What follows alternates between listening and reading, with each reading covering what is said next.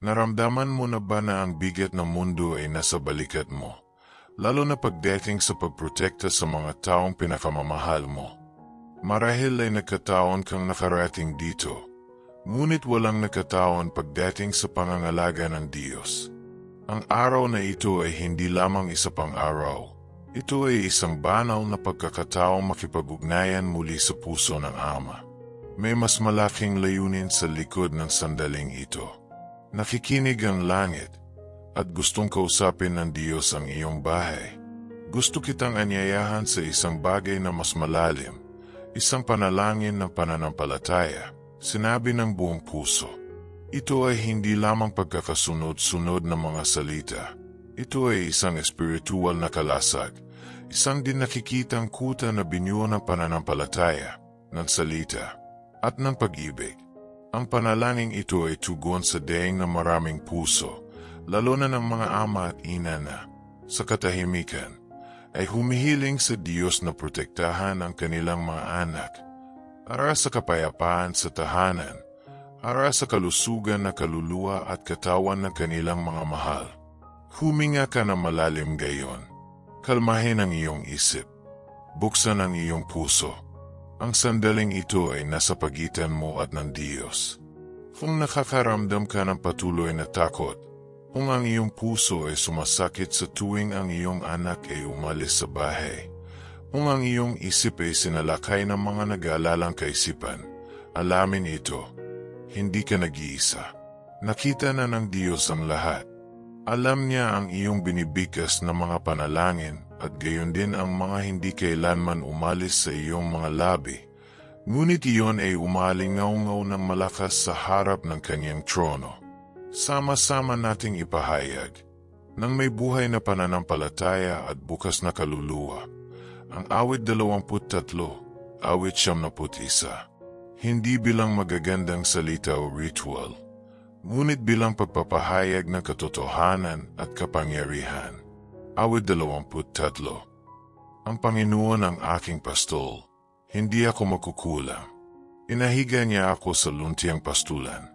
Inaakay niya ako sa tabi ng tahimik na tubig. Sariwain ang aking kaluluwa. Inapatnubayan niya ako sa mga landas ng katuwiran alang-alang sa kanyang pangalan. Bagaman lumakad ako sa libis ng lilim na kamatayan, hindi ako matatakot sa kasamaan. Dahil ikaw ay kasama ko. Ang iyong pamalo at ang iyong tungkod, sila ay umaaliw sa akin. Naghahanda ka ng mesa sa harapan ng aking mga kaaway. Inahiran mo ng langis ang aking ulo. Umaapaw ang tasa ko. Tiyak na ang kabutihan at awa ay susunod sa akin. Bawat araw ng aking buhay. At ako ay tatahan sa bahay ng Panginoon magpakailanman.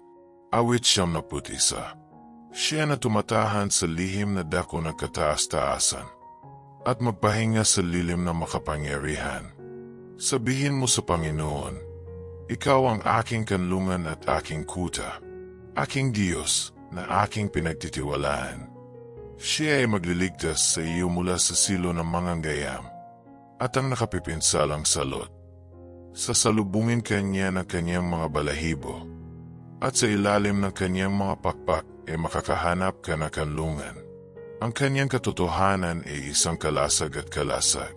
Hindi ka matatakot sa sindik sa gabi, ni sa palaso na lumilipad sa araw, o sa salot na kumakalat sa kadiliman, o ng patayan na sumisira sa tanghali. 1,000 ay mabubuwal sa iyong tagiliran, at 10,000 sa iyong kanang kamay. Hindi ka matatamaan. Hindi pinababayaan ng Diyos ang kanyang sarili. Kahit na sa tingin mo siya ay tahimik, siya ay kumikilos. Maaaring hindi mo ito nakikita, ngunit may mga anghel na nagkakampo sa paligid ng iyong pamilya. Hindi sila inaantok, hindi sila nagpapahinga. Naroon sila dahil pinasigla sila na kanilang pananampalataya. Kaya naman napakahalaga ng iyong panalangin. Kaya naman ang pagpapahayag ng kanyang mga pangako sa iyong tahanan ay nagbabago ng lahat. Maaaring nahaharap ka sa isang mahirap na panahon, natatakot sa kung ano ang naghihintay sa hinaharap. Ngunit alamin ito, Ang anino ng kataas-taasan ay isang ligtas na kanlungan. Doon, walang kasamang umuunlad. Walang plano ng kaaway ang natutupad. Doon, may liwanag, proteksyon at pahinga. Kapag ipinahayag mo, ang Panginoon ang aking pastol, sinasabi mo sa espiritual na mundo na meron kang gabay, tagapagtanggol, isang ama na hindi nabigo.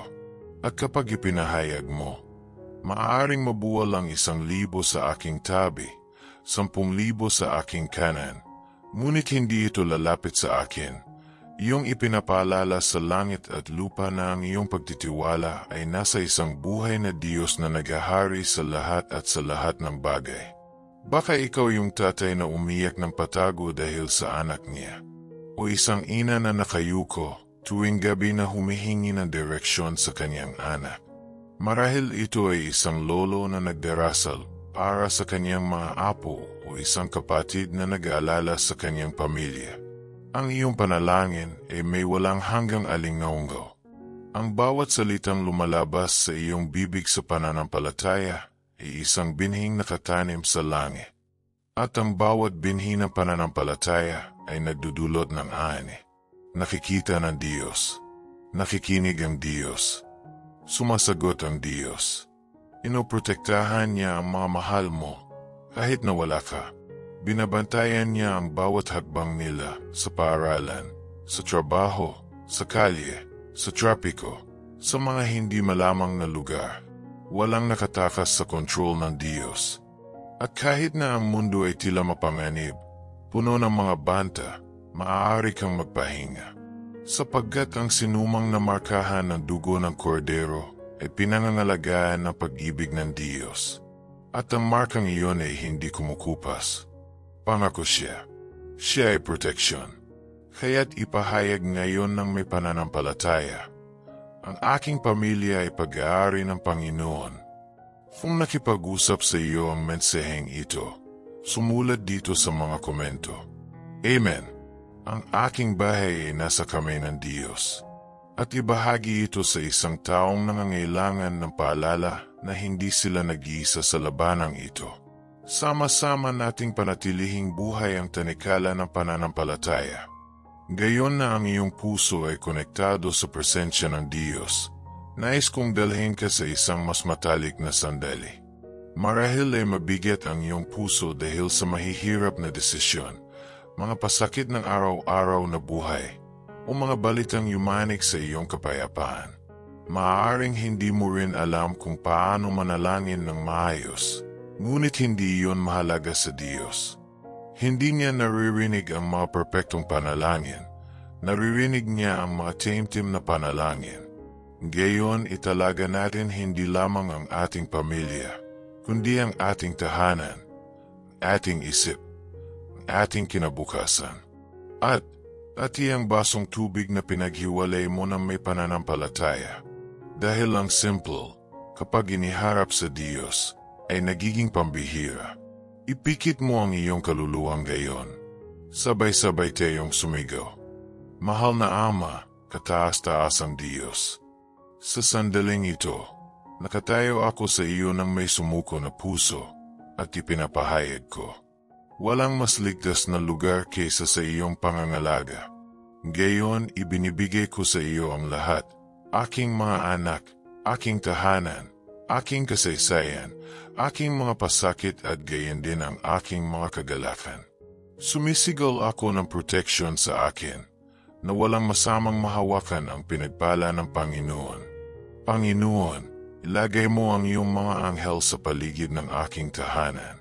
Bantayan ang bawat pinto, bawat bintana, bawat sulok. Naway madama ang iyong kapayapaan dito, kahit na ang lahat sa labas ay tila kaguluhan. Ibahin ang tahanan na ito sa isang lugar na pagpapagaling, sa sagradong lupa, sa isang kapaligiran ng pag-ibig at pagkakasando. Hayaang umalis ngayon ang bawat espiritu ng kalituhan, pagkakabaha-bahagi, karahasan, takot o sakit sa pangalan ni Jesus. Kunin mo rin itong beso ng tubig na inihahandog namin sa iyo. Alam namin na walang kapangyarihan sa tubig sa kanyang sarili. Ngunit may kapangyarihan sa iyong paghipo. Italaga, Panginoon, itong simpleng kilos ng pananampalataya. Naway mabago tayo sa katawan, kaluluwa at espiritu habang tayo ay umiinom dito. Nawa ang bawat patak ay mag-alis ng pagod, dalamhati, kalungkutan at magdala ng pag-asa, sigla, kagalingan at pahinga. Panginoon, ingatan mo ang mga iniisip ng aking mga anak. Huwag silang malito sa mga tinig ng mando. Alayin sila mula sa mga nakakalason na pagkakaibigan, mula sa likulikong landas, mula sa mga madaliang desisyon. Bigyan mo sila ng karunungan lampas sa kanilang mga taon, pag-unawa, pagkatakot sa Panginoon, at isang bagbag na puso. Nawa ang bawat isa sa kanila ay magkaroon ng tunay na pakikipagtagpo sa iyo, at nawa ay matuto silang mahalin ang iyong presensya.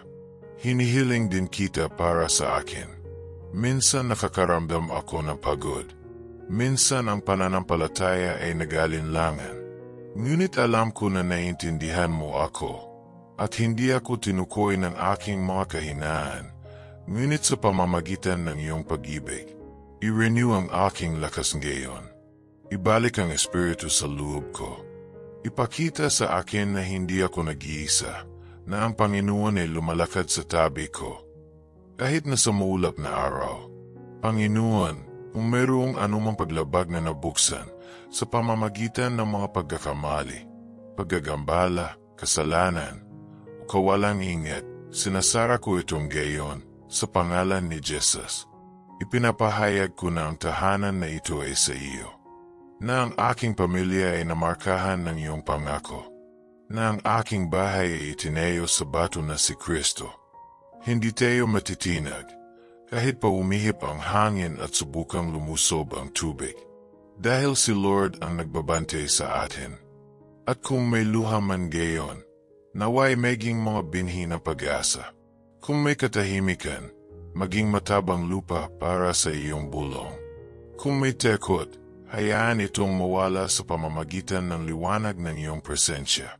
Ibinibigay ko sa iyo ang lahat, Ama, lahat. Dahil alam ko na sa iyong mga kamay, nagbabago ang lahat. Salamat sa pakikinig sa akin. Salamat sa pag-aalaga sa akin. Kahit na hindi ko ito nakikita, ikaw ay nagtatrabaho. Kahit nang hihina ako, nalalayan mo ako. Kahit tila walang katiyakan ang lahat, nananatili kang tapat. At naniniwala ako, ng buong puso ko, na ang pinakamahusay ay darating pa. Kung nanalangin ka kasama ko hanggang gayon, magyaring sumulat sa mga komento. Luwalhati sa Diyos. Ang aking bahay ay nakatayo sa pamamagitan ng biyaya ng Panginoon. At ipadala ang panalangin ito sa isang taong nangangailangan ng lakas ngayon. Maaari kang maging instrumento na gagamitin ng Diyos upang baguhin ang isang tadhana. Huwag itago ang pananampalatayang ito sa iyong sarili. Ibahagi ito.